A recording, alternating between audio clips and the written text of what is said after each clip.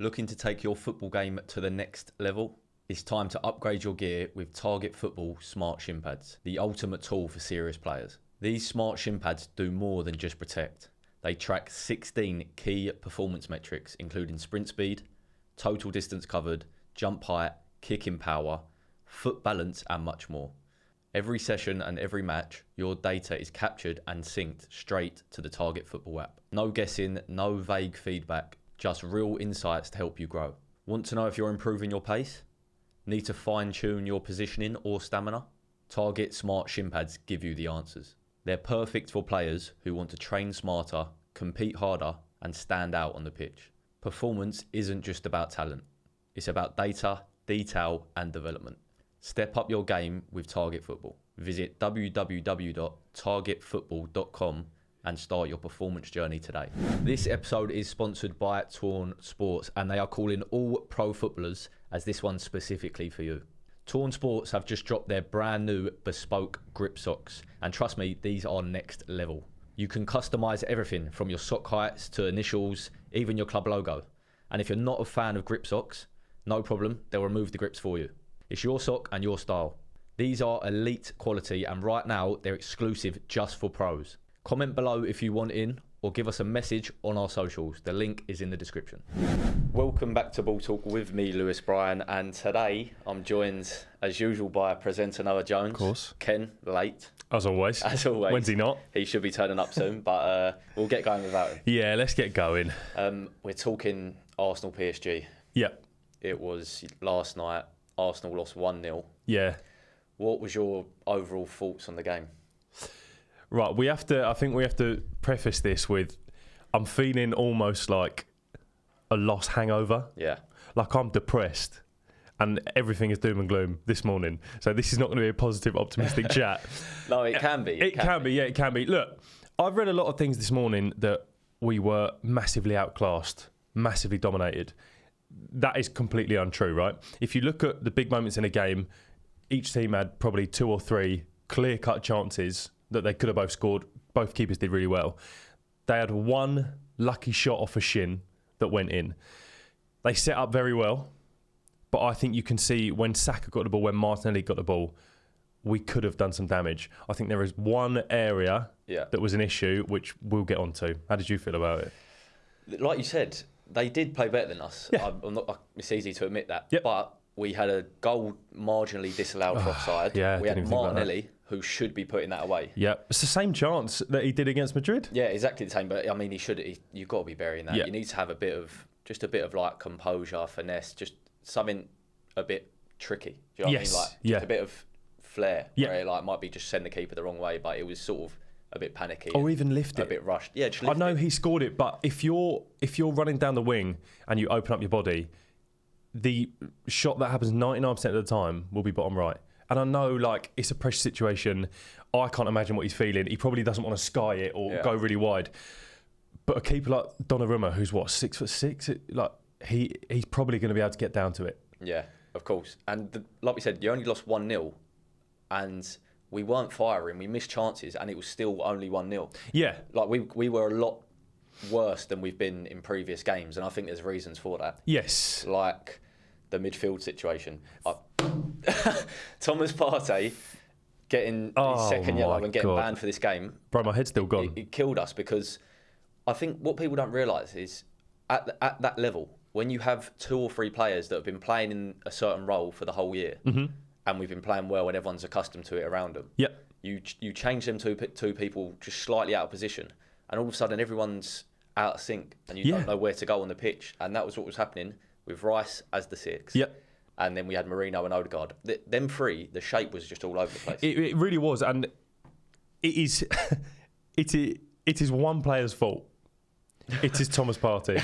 And listen, I've given him stick all season because I think he's a good footballer.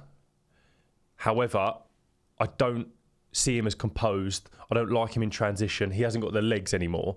You don't see Partey as composed? No. Oh, no.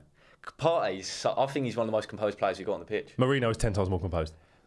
Marino is composed, but it's harder to be composed in Partey's position on the pitch in the areas he's receiving the ball. Marino was doing that in our box under defensive pressure yesterday. He does, yeah, but I'm just taking Partey over. Yeah, that is fine, right? That's point aside. Yeah, okay. The issue is, right, what worked well in the 2 games against Madrid was Rice carrying the ball. Yeah. Exceptional at carrying the ball. And he's very capable in the 6, by the way. But we haven't played that all season. So then, like you said, you've played this way, you've had great success with it, and now because of one fucking stupid decision, everyone has to change the way we're playing. And we didn't have no like-for-like replacement that would have been Jorginho. We had no 6 available. This is my thing. Jorginho, I'm not... You know I don't like Partey. If Jorginho was fit, absolutely. He would have been absolutely fine in the 6. Just someone to sit there whilst Rice can bomb up and down. Yeah. But because Partey had to give someone a little shove after we'd already won the free kick, I can imagine Arteta went mental. Oh, he would have gone in on him, 100%. And probably after last night's game as well. Yeah. I'd have been like, that's your fault, bro. Yeah. That is your fault. And the issue is, like, last night was screaming for someone for Arsenal to put their foot on the ball with their back to goal and go, relax. I'm going to give it back to you, feed it out wide. That's what Marino would do. Yeah. But he's playing as a 6 at some point. He's playing 10 at some other points. It's just changing the whole system because of one stupid mistake. Yeah, that's it. Like, we've had Havertz and Marino up top where they're playing the same role, and then you put Trossard in there, and he's playing a different role. Yeah. So it does change the whole system. Yeah. Before the game, did you expect us to play, knowing the changes the subtle changes we had? Yeah. Did you expect us to play the way we did, or did you expect us to play better? We were poor for our standards. Yeah, I'm not a manager, surprisingly enough. I wouldn't have done that at all. I wouldn't have set the team up. No, not at all. I think, personally, last night you saw the 3 best carriers of the ball: Timber, Rice, Lewis Skelly. Right? For me, Timber and Lewis Skelly weren't too troubled down the wings. I think we thought everything's going to come down the wings for them, but it didn't. It went right through the middle where we didn't have a... Them 2 are so solid, man. Yeah, they're both ways. So good. However, I think that game was crying out for one of them in midfield. Yeah. I know they invert, that's fine, but it's on the... When we've gone from defence to attack, they're still fullbacks. So then you've got...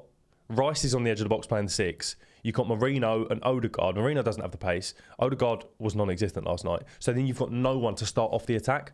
In my opinion, you put someone on the ball like Lewis Skelly or Timber in the 6 or as a second 8, and they turn that defence straight into attack, which is what we didn't have last night. Yeah, and you see Rice sort of like humming and ahhing whether to go and carry the ball. He did a few times. And when he did, it opened up straight away. Yeah. Straight away. Like, the more he was on the ball, the better we played. Yeah. But he's just... was on the ball in a deeper area on it less, really. So for me, it's... I don't even... Put Tierney left back. Yeah. Lewis Skelly in midfield. Put Timber on the left back. Ben White right back. Yeah. Lewis Skelly in midfield. Timber in midfield. It doesn't... I just think... I think we need... I would have loved just to have Rice in the 8, but I'm just thinking, would it have worked as anyone else in the 6? Like, I don't know if Lewis Skelly or Timber could start in the 6. But even one of them in the 8. Yeah, I know that's going from left back. Yeah, absolutely. I just think that game was crying out for a ball carrier, and we couldn't. Yeah, and making a change at 89 minutes, bringing Wanyeri on, and then he does some nice stuff on the edge. I said as soon as he came on, I said, watch him now, have a very good chance, and we'll all go. He should have come on 20 minutes earlier. And he got across the box and for any of our subs, didn't it? It did, and one was forced. I think I think we need to talk about Odegaard now. Yeah. Because look, there's massive discourse online. There has been all season since he came back from injury that he is not the man to do it. I don't believe that. In the second leg against Real Madrid, when everyone said Odegaard's played terrible, he was a vital point in the second goal. Like, ball came to him, he fed it to Marino's in. If someone else is there, maybe they don't do that. Last night it was bad, wasn't it? Last night was bad, and although we're saying like the sort of system and the sync, like how they're syncing together and playing, the chemistry was completely changed due to the few changes Arsenal made in the lineup. Yeah, it's still not an excuse of a player of that caliber to put in a performance like that. No, and for me it was him, but it was also the whole team. We're just moving it so slow. Yeah, and he was just making the wrong decisions. His end product was poor. It really was. It was in a big game, it was one of the worst performances I've seen him have. Yeah, but I don't think previously, like you said, when when he was getting stick after Madrid, even though we beat them both. Yeah. He still gives so much to the team away, like when he's not on the ball. But people really don't understand how much he's giving to the team. I was just about to say, you can watch football as a casual and go, Odegaard was terrible. Which we agree with. Yeah. If you take him out of that team, you will see what the lack of his press does to us. Yeah. Like 90 minutes. When he was out the team. Exactly. 90 minutes, he is at the goalkeeper, basically. Every time the ball goes back, he's at the goalkeeper. You take him out of the team, you will discover what we lose when that happens. We will have 20% possession. I think it's so easy for fans to just forget when he does play well as well, because he's got because we rate him so highly, or a lot of people do. He has a good game against like a decent team. It's like, right, we don't need to. That's just normal. Yeah, absolutely. He doesn't need to get any praise for that. Yeah. It's such short memories. As soon as he has one or a couple bad games, a little spell. Yeah. It's all of a sudden. I heard this morning someone say, he won't be named because he doesn't deserve to be named. He said Odegaard should be stripped to the captaincy and out the team, basically. Yeah, it's wild, isn't it? And it's like ridiculous. It's like that just shows me you know nothing about football. Yeah. You can't spot a good player if it hit you in the face. Yeah. Because Agreed. Odegaard is a world-class player. Yeah. The bloke that was talking has never played football to any level at all. I know that for a fact. Was it me? No, you wouldn't say that. Yeah, no, I wouldn't. But it just gets me thinking as well, like your own players, like that was an Arsenal fan as well. It's like, it's just, what are you actually expecting then? What do you want? Yeah, absolutely. And I think you can criticise players and say you played shit, but then not take it to the extreme and say, get him out. Yeah. How well was he done for us, man? Like, come on. Having said that, sell Thomas Partey tomorrow. But anyway, let's talk wingers. Yeah. Because I think that was crucial for us. Saka and Martinelli. How do you think they played? Saka was quiet, man. I thought he was quiet. Right. To his standards, he was. I have seen this a lot, and I agree. However, the usual ball to Odegaard, and then his first thought is, how can I get the ball to Saka? Yeah. That was gone. It just wasn't. So Saka was only getting the ball from Timber or a long switch from Rice. Yeah. Which is great. And then when he did get the ball and he actually drove at the defence, he takes 3 PSG defenders out at a time. People saying Mendes locked him down. Look at every single screenshot and every replay. There's 3 or 4 PSG players on him. Which is always the same as every game now. Correct. Yeah. And he takes them out of the game. He needs to be running at defenders with the ball with pace. Yeah. Not receiving the ball from right back, having to turn and then going. Not a long, lofty through ball that sits on his feet and then he has to turn. Yeah. It needs the Odegaard balls through the middle. I think Lewis Kelly did it once to Martinelli, which was the chance. Yeah, that cutting through ball. Great ball. Saka thrives on that. And he didn't get that once. So I do think he had a quiet game. I don't think that's his fault. No, I think a lot of it comes down to the lack of chemistry in midfield. Yeah. Mainly Odegaard, Odegaard was playing him when it was too late, really. Like, he'd sort of look somewhere else and then play him. Yeah. And then when he'd get it back, and you'd see it's so obvious that he should turn out, he'd try and force something down. Yes, there, he would. Which wasn't on. No, it wasn't on at all. I thought Saka weren't great. Martinelli was probably as I expected him to be. He did beat him a few times. Yeah. Like I do think he's looked better. He's somehow got his confidence back of instead of going down the wing. Going down the wing. I can't try anything. I'm going to cut back. He did get past him and cross it in. You've then got, in my opinion, Trossard in the box, who's not a target man, a poacher. I wouldn't have started. That's where you need Marino. Yeah. But that's another game. I thought the wingers played as well as they could with the delivery they got. And I think will be so crucial in the second leg. Yeah. So crucial. Who else did you think done well for us? Was obviously we spoke about Odegaard maybe didn't play as well as we thought. Yeah. Is anyone you thought stood out for us? One name for me. For me, it was Lewis Kelly and Timber. Lewis Kelly. Let's hone on Lewis Kelly, man, because he's 18. I can't get. I'm just waiting for him to sort of drop off this, that initial dip some players can have. But it don't look like it's going to happen. It doesn't at all. It doesn't at all. And I think because he's so composed on the ball, his drive is so good. He's so strong. Wins every single foul. That's why I was so desperate for him to get in midfield. Because I was like, we need someone to get a hold of this game and move the ball forward. He was doing that from left back. Do you know what I mean? And then obviously when the ball turns over, he's not there. Then they counter and we get in a bit of stick. But he is so good at football. Yeah. And I really don't think, from what I've been reading, this is us overrating him like we've done before in inverted commas. Jamie O'Hara famous Arsenal hater, said Lewis Skelly's the best English left back since Ashley Cole, and I don't disagree. No, it's not. If he carries on this for another year or so, it's not a crazy statement. Crazy. Yeah, and what he does so well is, which whenever I've looked at good players in that position, in any of the back four really, they turn a 50-50 situation into a 70-30 to them. Yes. Just by a little second of brilliance, like a drop of the shoulder or a shimmy or something like that. His drop of the shoulder is out of order. Yeah, or like a little swivel. If I'm the cameraman, I'm gone. He's so good at like having the player behind him facing his own goal with the ball and then just spinning him. Yeah, he really is. Well, again, I think he would have shone in midfield last night. I know it's not his position, and I know you're going to go. It's different. It's different. Yeah, like, of course it is. I always felt it's so different actually starting and having that role 24/7. Yeah, especially off the ball. 100%. I just think it needed someone with bollocks to go, I'm going to try something here. And he was doing that from left back. Put him higher up the pitch and see what happens. But I understand why it wasn't done. However, something has to be done now in the second leg. Yeah, I know. What was your thoughts on PSG? Because they I think the PSG media, and it sort of filtered over to the English media, was saying that they've dropped off the last few weeks. Like they've not been great. Yeah, well, they won the league, didn't they? So then you go to a kind of thingy of we've done it, we don't need to try. But even Aston Villa, I know the score was a bit close than a battering, but they had them on the ropes. I know it was second leg, they did it in the first leg, fine. But this is going to sound weird. I thought they were going to be better than they were. Really? And I thought they were going to be worse. That's bizarre because I thought they were going to be worse. They moved it, especially early on. They were moving it about nice. Do you know what it was? Break our press so easy. I was just about to say those line breaking passes from defence to midfield were fantastic. However, again, I don't think they happen if we have someone in the 6 and Rice in the 8. That's Rice's. Right, you know, table football when you just slide them side to side. That's Declan Rice. Yeah. And so they did that very well. They got the ball out wide very quickly. I thought it was going to be a long, long night for our fullbacks, and I don't think it was. Yeah, when you said about when they would like play out and they break the line, especially early on. Yeah, that all comes from like, for me it was like Marino and Rice didn't really know whether to go or stay with in certain times. Yeah, like you said, that does not happen if we have Partey and Rice. Correct. In their positions in the 6 and in the 8. I honestly, how badly we played in the first 15 minutes, I thought this is 3-0. Yeah. We're going to get battered here. We grew into it.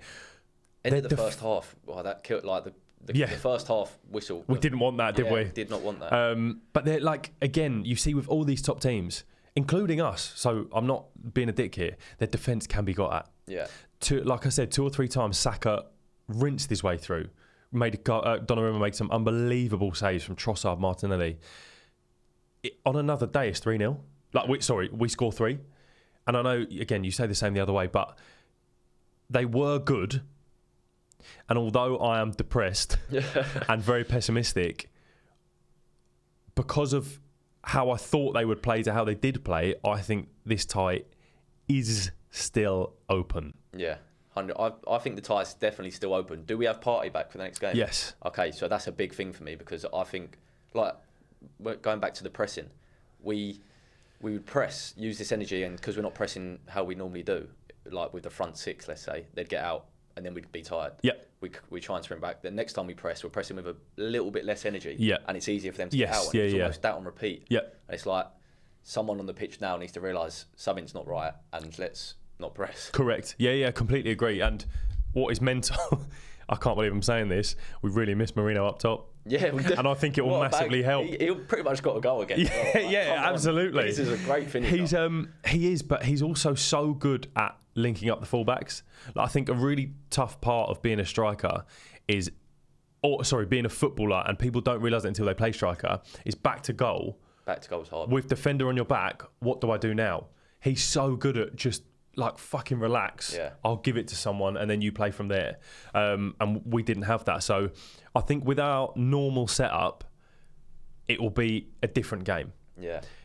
However, we are now 1 down and going away. Yeah. I think what helps Marino with that, because there's only really 2 positions on the pitch that you ever receive it properly back to goal with a player behind you, and it's the number 6 holding midfield or the striker. Yeah, so correct. He's played the number 6 before. Yeah. So that probably helps him in terms of... Yeah, absolutely. Because if you haven't done that before, to go in and do that first time at like middle of your career... Scary, isn't it? It's near impossible. Yeah. So, yeah. It is mad.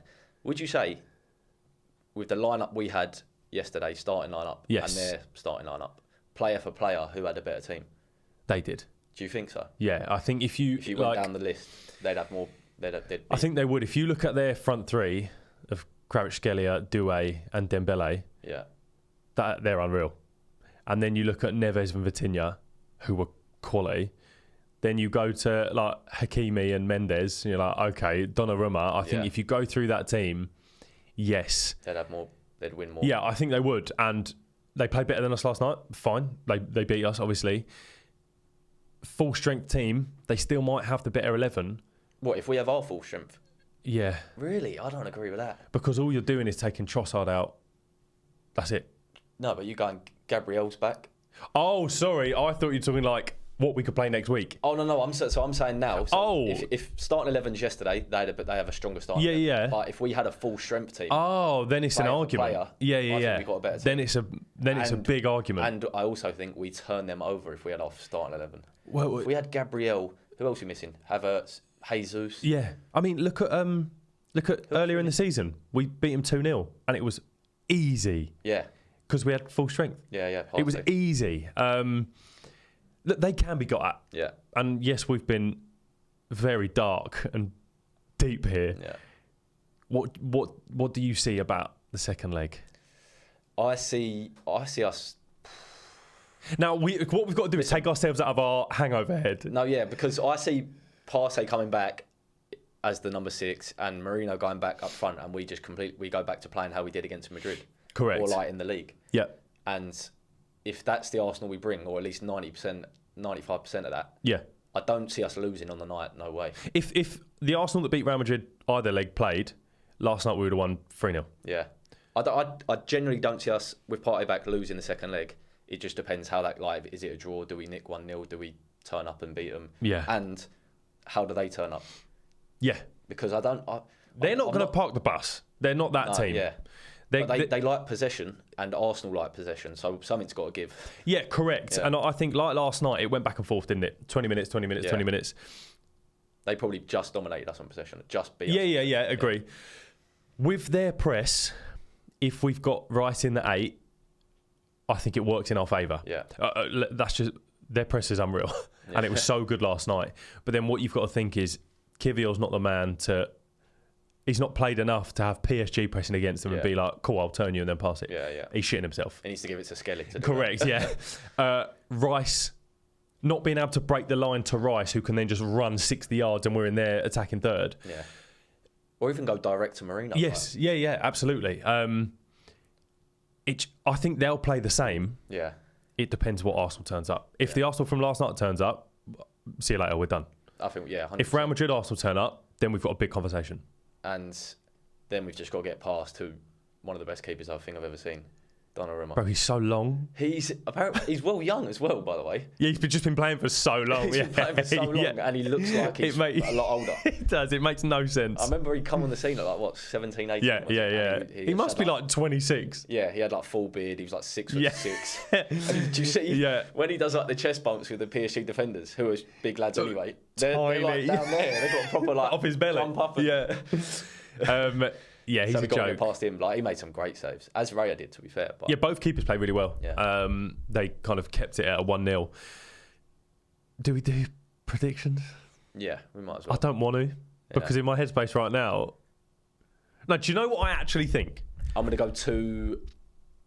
Wait, what? If it's 2-1, that's what? Extra time. I think 2-1 Arsenal on the night. I was just about to say the same thing. I think so. I think they're going to score again. But then what happens? I don't know. I'm going to go... I've just got to say Arsenal win, haven't I? I think, do you know what? Speak that. Do you know what's massive? Like, obviously, confidence will be knocked. Everyone will be down. You just need to... We went to the Bernabeu. Yeah. And turn Madrid over. You need to then go the Parc des Princes. Fine. Yeah. If we can do it at the Bernabeu, we can do it at the Parc des Princes. And now you've got an actual, like... if you go in 1-0 up, you don't have a challenge or like a target almost to go for. You're sort of holding on. Yeah. Now we've got, we need to go here and score at least one. Yeah. So it sort of narrows your focus a bit more, I think. Yeah, I agree. So I'm going to go 2-1 on the night and we win in extra time. I was thinking the same thing. Oh, I hate this game. Must be right. I hate this game. It must be right. As long as, the only thing is, like, our fans sort of died off as soon as they scored, didn't they, last night? Their fans are crazy. Yeah, it was. But do you know what is annoying? It was mostly season ticket holders in the stadium. You've got to be the ones. Do you know what I mean? Like, people win the ballot, they might be a casual, oh, we've luckily got this game. They're not going to be standing up going mental. Season ticket holders, man. Come on. Yeah, you need to. That was a game needed. Yeah, you see them every 20 minutes trying to G up the crowd. Yeah, they could tell it was getting flat. Yeah, like, it does make a massive difference. But then I think it does, and it's a bit annoying. Like, when Odegaard's having the game he's having, and he's getting the crowd going, I'm like, I wish that wasn't needed, because you should be focusing on playing. And he's probably going to get stick for that now. Yeah, of course he is. Of course he is. Yeah. Yeah. Why is he getting the? Yeah. Why is he trying to get the crowd up when he's playing poor? So we're going. I'm going 2-1 and win on extra time. 3-1 on the night. Out of 10, how confident are you on that prediction? 10 being like, yeah, it's done. What, on us winning, or just us going through, or just us going through? Us going through. I'd say 7. Fuck, that's quite confident.